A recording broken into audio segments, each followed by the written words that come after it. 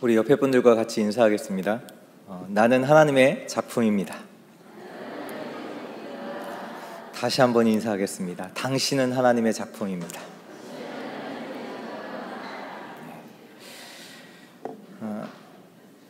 제가 보통 2부 예배를 마치고 이제 5분 찬양을 인도하잖아요. 5분 찬양을 인도하고 나서 보통 이제 아들 노아가 앞으로 오지 않습니까?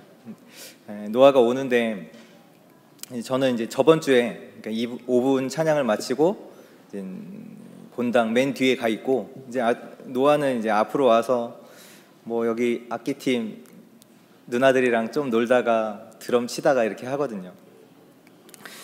근데 이제 저는 이제 뒤에서 이제 성도님들과 잠깐 이제 인사도 하고 얘기도 하는데 그때 제 관심은 어디 있어요? 노아한테 있잖아요.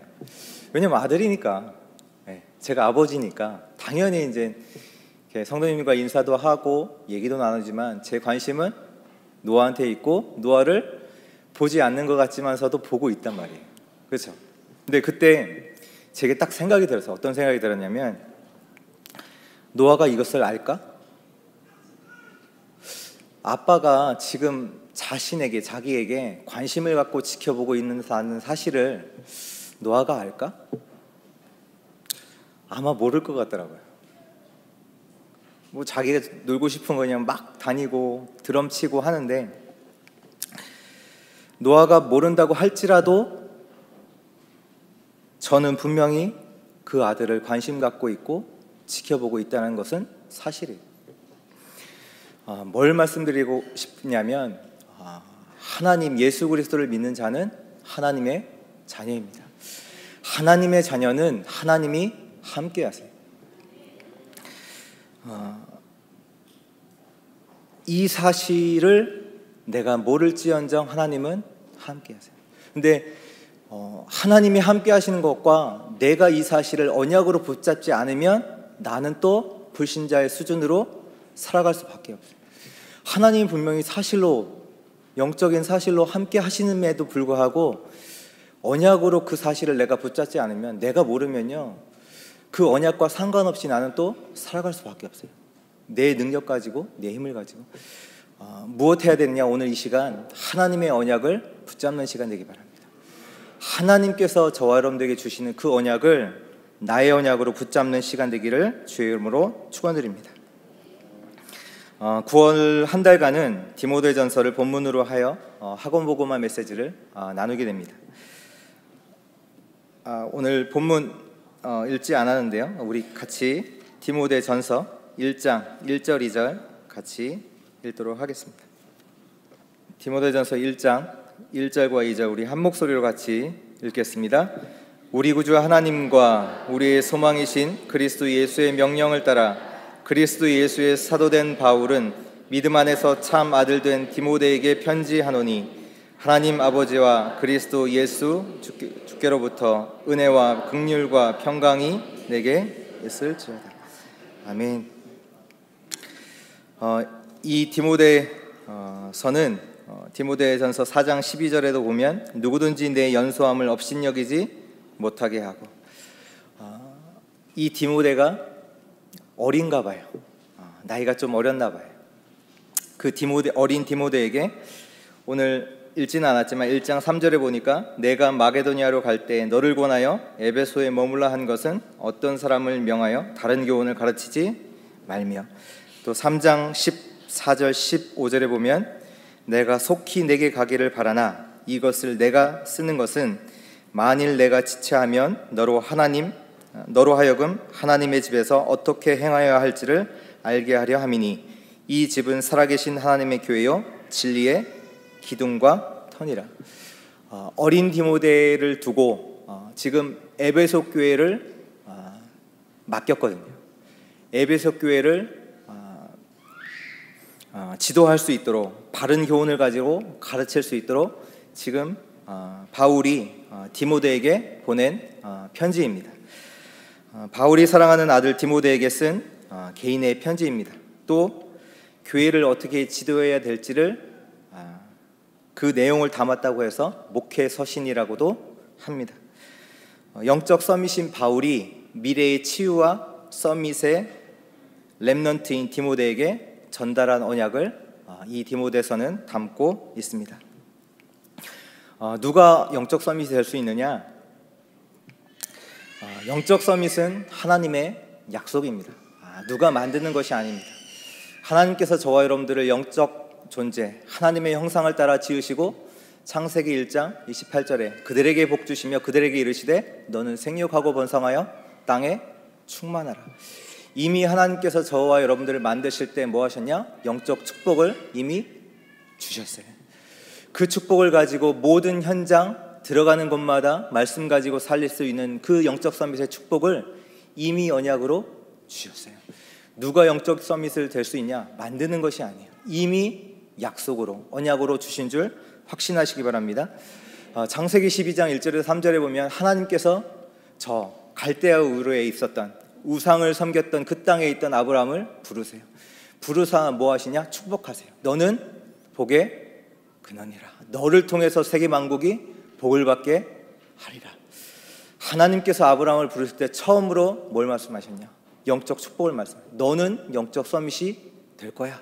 내가 그렇게 만들 거야. 너를 축복하는 자는 복을 받고 너를 저주하는 자는 저주를 받을 거야. 너를 통해 세계 만국이 복을 받게 할 거야. 그렇게 약속하셨어요. 또 사도행전 1장 8절에 보면 오직 성령이 너에게 임하시면 너희가 권능을 받고 예루살렘과 온 유대와 사마리아와 땅끝까지 이르러 내 증인이 되리라. 하나님께서 약속하셨어요. 땅끝까지 증인되게 하시겠다고. 너가 가는 곳마다 예수 그리스도의 복음으로 생명 살리는 역사가 일어날 거야 라고 처음부터 약속하셨어요.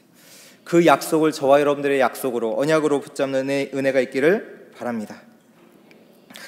그렇다면 영적 서밋으로 부르받은 저와 여러분들이 미래 치유의 서밋인 렘넌트에게 무엇을 전달해야 될지를 오늘 말씀으로 확인해야 되겠습니다. 또한 렘넌트들은 무엇을 내가 말씀 속에서 언약으로 잡아야 될지 디모데 전서를 통해서 말씀으로 확인하는 시간 되기를 바랍니다. 1절에 보면 우리 구주 하나님과 우리의 소망이신 그리스도 예수의 명령을 따라 그리스도 예수의 사도된 바울은 신앙 고백이 참으로 중요합니다. 바울이 뭐라고 고백했냐? 우리 구주 하나님이라고 고백합니다. 저와 여러분들의 시작은 하나님입니다. 다른 것으로 시작하면 안 됩니다. 창세기 1장 1절에 태초에 하나님이 천지를 창조하시니라. 하나님이 저와 여러분들의 창조주입니다. 그분이 우리의 근본이십니다. 그분이 우리의 주인 되십니다. 창세기 3장 1절에서 5절 사건으로 말미암아 하나님이 우리의 시작인데 그 시작이 틀리게 됐어요. 원래는 하나님이 우리의 주인으로 하나님이 시작인데 어떻게 됐냐? 사단과 저주와 영원한 죽음에서 시작할 수밖에 없는 인생이 돼버린 거예요. 시작이 틀리면 어떻게 돼요? 결과, 과정 다 틀릴 수밖에 없어요. 하나님으로 시작돼야 되는 인생이 저주와 사단과 영원한 죽음 거기서 시작되는 인생으로 바뀌었어요. 아무도 해결할 수 없는 이 문제에 빠진 저와 여러분들을 하나님이 이 문제에 빠진 저와 여러분들을 구원하시기로 계획하신 분도 하나님이세요. 요한복음 3장 16절에 하나님이 세상을 이처럼 사랑하사 독생자를 주셨으니 이는 저를 믿는 자마다 멸망치 않고 영생을 얻게 하려 하심이라. 문제에 빠진 완전히 시작이 틀려진 저와 여러분들의 인생에 하나님께서 구원을 계획하시고 그리스도로 말미암아 우리의 인생이 바른 시작을 할 수 있도록 바른 삶을 살 수 있도록 구원을 계획하신 분도 하나님이세요. 바울이 그것을 알고 우리 구주 하나님과 그 고백을 하는 것입니다. 그 하나님이 나의 구주로 고백되는 저와 여러분들 되시기 주의 이름으로 축원드립니다. 또한 바울이 뭐라고 고백합니까? 우리의 소망이신 예수 그리스도라고 고백합니다. 우리가 왜 낭망을 할까요? 왜 낙심을 할까요? 시편 43편 5절에 보니까 내 영혼아 내가 어찌하여 낙심하며 어찌하여 내 속에서 불안해하는가? 너는 하나님께 소망을 두라. 그가 나타나 도우심으로 말미암아 내 하나님을 여전히 찬송하리로다. 왜 낙심을 하는가요? 다른 것에 소망을 두기 때문입니다. 사람들은 돈에 소망을 두고요, 사람에게 희망을 걸기도 하고요, 미래에 소망을 두기도 합니다. 예수를 그리스도로 믿는, 하나님을 구주로 믿는 저와 여러분들은 예수께 소망을 두시기 바랍니다. 여러분들은 여러분들을 볼 때 소망이 있습니까? 저는 없더라고요. 세상의 모든 것을 갖고도 소망이 없어요. 왜요? 죄 때문에. 저주 재앙을 막을 수가 없어요. 어떤 세상의 모든 것을 갖고도 그 저주 재앙은 막을 수 없더라고요. 그것을 보고 운명이라고 합니다. 그런데 이런 나를 예수가 소망이 되셨습니다. 나의 모든 죄와 저주를 끝내셨습니다. 나의 과거의 모든 운명을 바꾸셨습니다. 그게 그리스도세요. 여러분들은 환경을 볼 때 소망이 있습니까? 소망이 없어요. 왜요? 사단 때문에. 환경이 아무리 좋아도 사단의 역사를 막을 수가 없더라고요. 그래서 그리스도가 우리의 소망입니다. 더 이상 사단이, 환경이 나를 이길 수가 없습니다. 그리고 하나님의 나라의 응답이 있습니다. 그리스도가 나의 현재를 응답으로 바꾸셨습니다. 나의 환경을 기회로 바꾸셨습니다. 죽음 앞에서 희망이 있을까요? 소망이 있을까요? 소망 없어요. 왜요? 배경이 지옥이니까.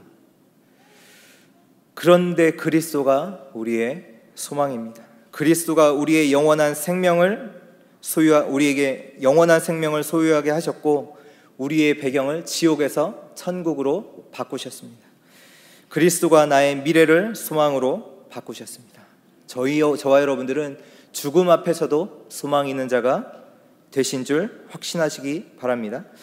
그리스도로 말미암아 어떤 상황에서도 저와 여러분들에게는 소망이 있습니다. 세상의 방법은 문제를 없애는 것이지만 저와 여러분들은요, 소망이신 예수 그리스도를 붙잡고 문제 속으로 들어가는 것입니다. 이것이 저와 여러분들이 만들 작품입니다. 또 바울은 이렇게 고백을 합니다. 명령을 따라 그리스도 예수의 사도된 바울. 그리스도인이 누구냐? 그리스도의 대사입니다. 그리스도의 대사가 누구의 명령으로 되었냐? 하나님과 예수 그리스도의 명령을 따라 되었다고 말씀하고 계십니다. 왕의 명령을 어명이라고 합니다. 그런데 하나님의 명령을 천명이라고 합니다. 천명은 모든 것 위에 있습니다. 내가 살아가는 것, 지켜야 할 것, 해야 할 것, 그 모든 것 위에 하나님의 명령, 천명이 있습니다. 그렇다는 얘기는 저와 여러분들이 학생이다 라고 하면 학생보다 앞서는 것이 뭐다? 그리스도의 대사라는 직분이에요. 내가 어떤 직장에서 말단 사원에 있다, 그것보다 앞서는 것이 뭐냐? 그리스도의 대사라는 직분입니다. 대사는 뭐 하는 사람이냐? 보낸 나라가 있어요. 그렇잖아요. 하늘나라가 있잖아요. 그 하늘나라에 보냄을 받았어요. 그 나라가 있어요. 그리고 보내짐을 받은, 그래서 지금 살고 있는 그 나라가 있어요. 저와 여러분들이 있는 현장이죠. 그 대사는 뭐를 하느냐? 나의 말을 전달하는 사람이 아니에요. 그 보낸 나라의 것을 전달하는 사람이에요. 그 역할을 하는 거예요. 내 능력과 상관이 없어요. 보냄받은 나라의 그 말을 전달하는 사람이 저와 여러분들입니다. 저와 여러분들이 누구냐? 세상 사람들을 그리스도께로 연결하는 그 역할을 하는 그리스도의 대사인 줄 확신하시기 바랍니다. 그냥 사명이 아니라요, 하나님의 사명을 가진 자가 저와 여러분입니다. 하나님의 하늘의 명령을 가진 자 들이심을 확신하시기 바랍니다. 2절에 보니까 믿음 안에서 참 아들 된 디모데에게 편지하노니 하나님 아버지와 그리스도 예수 우리 주께로부터 은혜와 긍휼과 평강이 내게 있을지어다. 바울이 디모데를 축복을 하고 있습니다. 바울이 세 가지로 축복을 합니다. 은혜와 긍휼과 평강. 그런데 보시면 다른 서신서와 다른 것이 있습니다. 혹시 발견하신 분 계십니까? 디모데 전후서를 빼고는 다른 서신서에서는 늘 그 교회를 두고 이렇게 말을 합니다. 은혜와 평강이 너희에게 있을지어다. 그런데 디모데서는 뭐라고 고백을 하냐? 은혜와 긍휼과 평강이 너희에게 있을지어다. 먼저 은혜라는 말은 보통 은혜롭다 하면 은혜롭게 하자 이러면 대충 넘어가자 이렇게 얘기도 하는데요. 또 때로는 어떤 때는 공짜, 거저 이렇게 이런 뜻으로 사용되기도 합니다. 근데 은혜라는 말은 공짜가 아닙니다. 저와 여러분들은 빚진 상태에 있습니다. 빚을 지고 있어요. 어떤 빚을 지고 있기 때문에 거기에 대한 대가가 있습니다. 그 대가가 뭐냐? 죽음이라는 것이에요. 죽음을 통해서 우리가 이 빚을 갚아야 돼요. 근데 문제는 저와 여러분들이 갚을 길이 없어요. 그래서 하나님이신 예수 그리스도께서 자기의 생명으로 그 값을 치르신 걸 보고 은혜라고 합니다. 가치 없는 게 아니에요. 대가가 없는 게 아니에요. 공짜가 아니에요. 저와 여러분들이 치를 수 없는 대가이기 때문에 하나님이신 그리스도께서 자기 자신의 생명으로 저와 여러분들이 갚아야 될 그 값을 치르신 걸 보고 은혜라고 합니다. 하나님과 상관없던 저와 여러분들을 하나님의 백성, 하나님의 자녀로 삼으신 걸 보고 은혜라고 합니다. 하나님과 원수되었던 나를 하나님과 화목해 하신 것을 보고 은혜라고 합니다. 이게 은혜요, 하나님이 그리스도로 우리를 하나님과 화목해 하셨습니다. 에베소서 2장 16절에 또 십자가로 이 둘을 한 몸으로 하나님과 화목하게 하려 하심이라. 원수된 것을 십자가로 소멸하시고. 하나님의 구원을 얻은 것은 어마어마한 은혜를 입은 것입니다. 그 은혜가 뭐냐? 그리스도입니다. 두 번째, 평강입니다. 평강이 뭐냐? 평화다, 문제가 없다, 그게 평강이 아닙니다. 평강이 뭐냐? 하나님의 은혜와 사랑 속에 있는 상태를 보고 평강이라고 합니다. 즉 내가 그리스도 안에 있음이 확인될 때에만 평강을 누릴 수가 있습니다. 문제가 없는 것이 평강이 아니라요, 내가 그리스도 안에 있음이 발견될 때에 평강을 저와 여러분들이 누릴 수가 있습니다. 요한복음 14장 27절에 평강을 너희에게 끼치노니 곧 나의 평안을 너희에게 주노라. 내가 너희에게 주는 것은 세상이 주는 것과 같지 아니하니라. 너희는 마음에 근심하지도 말고 두려워하지도 말라.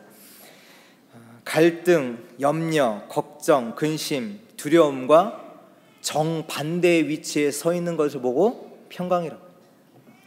다시 말해서 하나님께서 나를 그리스도로 말미암아 근심과 걱정과 상관없는 자로 만드신 것을 보고 평강이라고 합니다. 그리스도 안에 있기 때문에 저와 여러분들은 오늘도 평강을 누릴 수가 있습니다. 그리스도 안에 있기 때문에 어떤 상황에서도 평강을 누릴 수가 있습니다. 걱정과 근심과 낭만과 상관없는 자로 저와 여러분들을 그리스도 안에서 만드신 줄 확신하시기 바랍니다. 세 번째, 긍휼입니다. 긍휼이 뭐냐? 보통 자비, 어떤 도움이라고 하는데요, 긍휼이 뭐냐? 하나님의 구원을 보고 긍휼이라고 합니다. 하나님의 도우심을 보고 긍휼이라고 합니다. 그런데요, 세상에 어떤 것도 저와 여러분들의 긍휼은 될 수가 없어요. 명예도 될 수도 없고요, 돈도 될 수도 없고요, 성공도 될 수가 없고요, 자리도 저와 여러분들의 긍휼이 될 수가 없어요. 왜냐하면 저와 여러분들은 무력한 자예요. 세상의 어떤 것으로도 힘을 얻을 수 없는 무력한 상태가 된 자가 저와 여러분들이기 때문입니다. 왜요? 죄와 사단과 지옥이 배경이 되었기 때문에 세상의 어떤 것도 저와 여러분들에게 도움이 되지 않아요. 그 정도로 무력하게 된 것이 저와 여러분들. 무력한 자의 진짜 도움은 그리스도예요. 우리의 모든 무력을 끝내신 분이 그리스도예요. 그 그리스도가 우리의 저와 여러분들의 긍휼이심을 확신하시기 바랍니다. 그리스도가 우리의 은혜요 평강이요 긍휼이십니다. 나에게 은혜는 그리스도입니다. 나에게 평강은 그리스도 안에 있는 것입니다. 나에게 긍휼은 그리스도다 라고 고백하는 자 되시길 주의 이름으로 축원드립니다. 오늘 학원복음화 말씀을 보겠습니다. 1번 디모데는 하나님을 공경하는 자, 하나님을 찬양하는 자라는 뜻입니다. 유니게의 아들이며 로이스의 외손자였습니다. 루스드라에서 헬라인 아버지와 유대인 어머니에게서 태어났습니다. 먼저는 정체성에 대해서 좀 얘기를 하려고 합니다. 우리 렘넌트들은 렘넌트라는 정체성을 확인하시기 바랍니다. 렘넌트들은 렘넌트라는 정체성을 먼저 확인을 하셔야 돼요. 렘넌트는 누구냐? 숨겨진 자라는 뜻이에요. 숨겨진 자, 왜 숨겨진 자냐? 하나님이 필요하실 때 사용하시려고 숨겨두셨다고 말씀합니다. 하나님이 필요하실 때 사용하시려고 하나님이 숨겨두셨어요. 그 자가 렘넌트입니다. 렘넌트는 누구냐? 흩어진 자예요. 왜 흩으셨냐? 현장에 필요하니까. 아무도 살릴 수 없는, 아무도 갈 수 없는, 아무도 할 수 없는 그 일에 필요하니까 하나님이 흩으셨어요.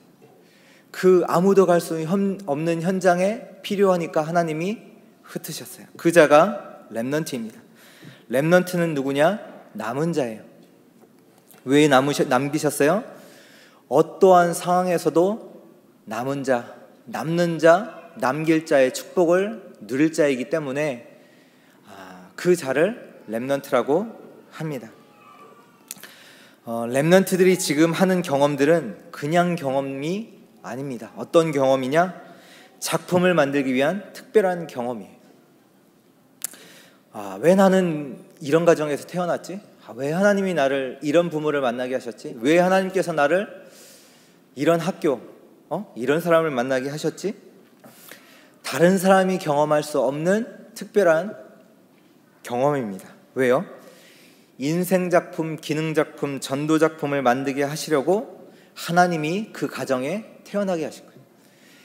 인생작품, 기능작품, 전도작품을 남기게 하시려고 하나님께서 그 사람을 만나게 하신 겁니다. 바울의 고향이 다소예요. 다소. 유다가 아니죠. 이스라엘이 아니거든요. 저 이방인의 땅이잖아요. 이 다소라는 지역은 동서 문화가 이렇게 만나는 곳으로서 철학과 학문이 발달됐던 도시라고 합니다. 그리고 바울은 유대인이면서도 로마 시민권자였습니다. 하나님께서 세계복음화라는 언약 속에서 로마 복음화라는 작품을 두고 바울을 부르신 거예요. 바울의 모든 배경과 상황과 모든 것을 아시고 바울을 부르신 거예요. 그리고 또 디모데를 보니까요, 디모데도 어디 출신이에요? 고향이 어디예요? 루스드라. 루스드라는 지역이고, 아버지가 헬라인, 어머니가 유대인. 디모데가 누구냐? 하나님이 미리 국제 감각을 갖게 하시고 디모데를 통해서 바울에게 주셨던 이 로마 복음화를 언약이 전달되게 하시고, 가장 합당한 디모데를 통해서 하나님이 이 로마 복음화라는 언약을 계속 해 나가세요. 다시 말해서 디모데가 누구냐? 하나님이 준비하신 렘넌트다.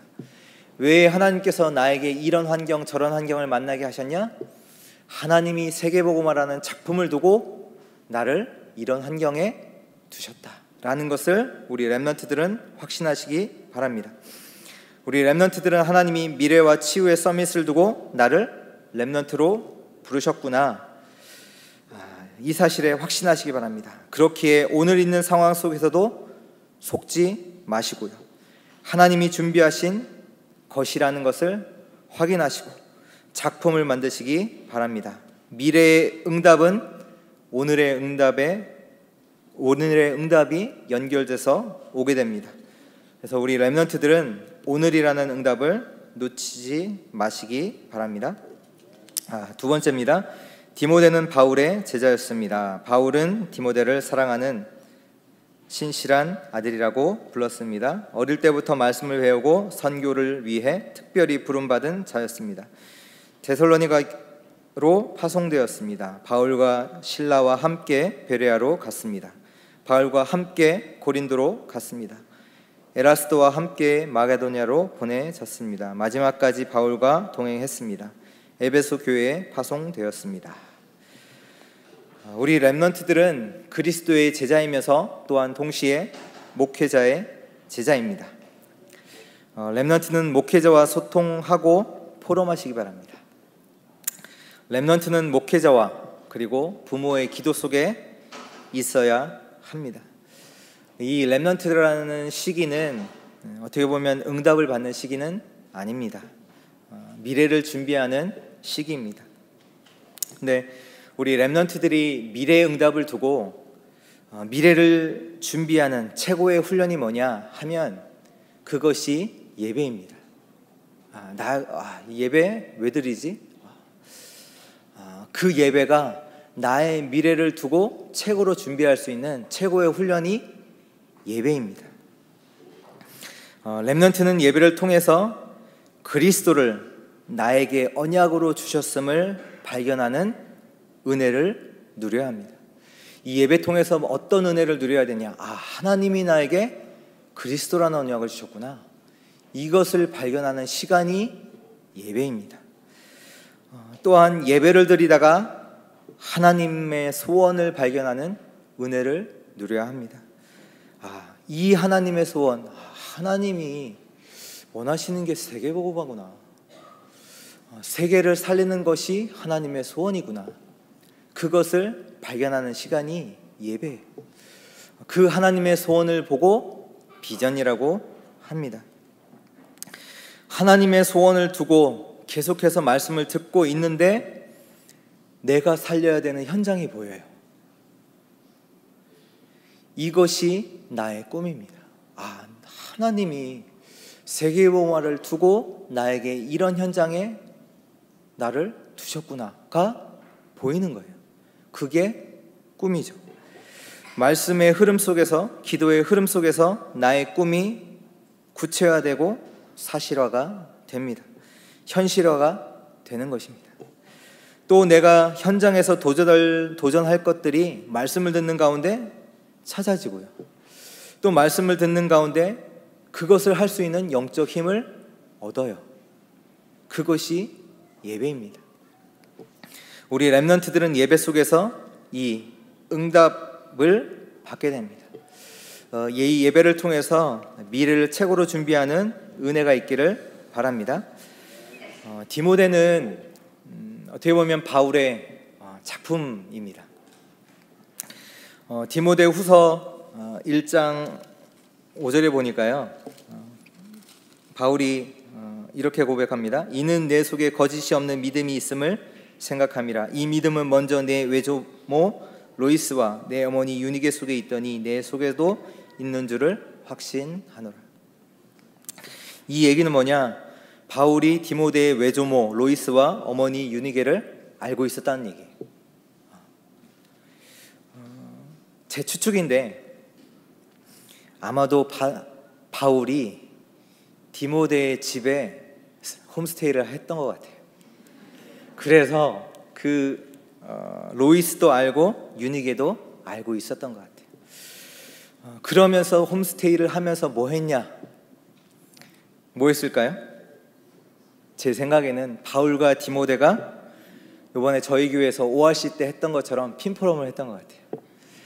언약이 뭔지, 비전이 뭔지, 꿈이 뭔지, 이미지가 뭔지, 실천이 뭔지 5가지 가지고 포럼을 했던 것 같아요. 사도행전 14장에 보니까요, 바울이 복음을 전한다고 이 지역에서 돌에 맞아요.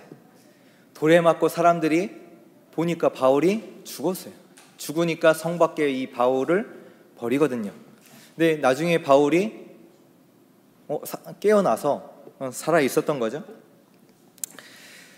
다시 일어나서 뭐 하냐? 다시 그 성에 들어가요. 그러니까 디모데가 있는 성이죠. 왜 들어가요? 왜 들어갈까요? 디모데와 포럼이 아직 안 끝나서 다시 들어가요. 그리고 나서 바울의 1차 전도 여행은 마치고요, 몇 년이 지나서 바울은 다시 2차 전도 여행을 하게 되는데, 이때 디모데는 바울과 한 팀으로 함께 합니다. 한 팀으로 움직이게 돼요. 바울이 들렀던 현장에 같이 함께 하면서 훈련을 받습니다. 그리고 바울은 이 디모데를 끝까지 책임져요. 이 디모데를 기록할 때는 바울이 거의 죽음을 앞두고 기록한 편지입니다. 바울이 본인이 죽는 날을 앞두고도 편지를 통해서 디모데라는 제자를 만들고 있어요. 이 정도로 디모데는 목회자와 소통을 했고 목회자의 기도 속에 있던 자입니다. 우리 렘넌트들은 이 응답을 받기를 주의 이름으로 축원드립니다. 세 번째, 디모데는 신실한 목회자였습니다. 3번, 디모데는 나이가 젊지만 신실한 목회자였습니다. 복음 사역을 했습니다. 성도들을 말씀으로 양육했습니다. 교회를 부흥시켰습니다. 우리 렘넌트들은 현장의 선교사이며 동시에 미래의 선교사입니다.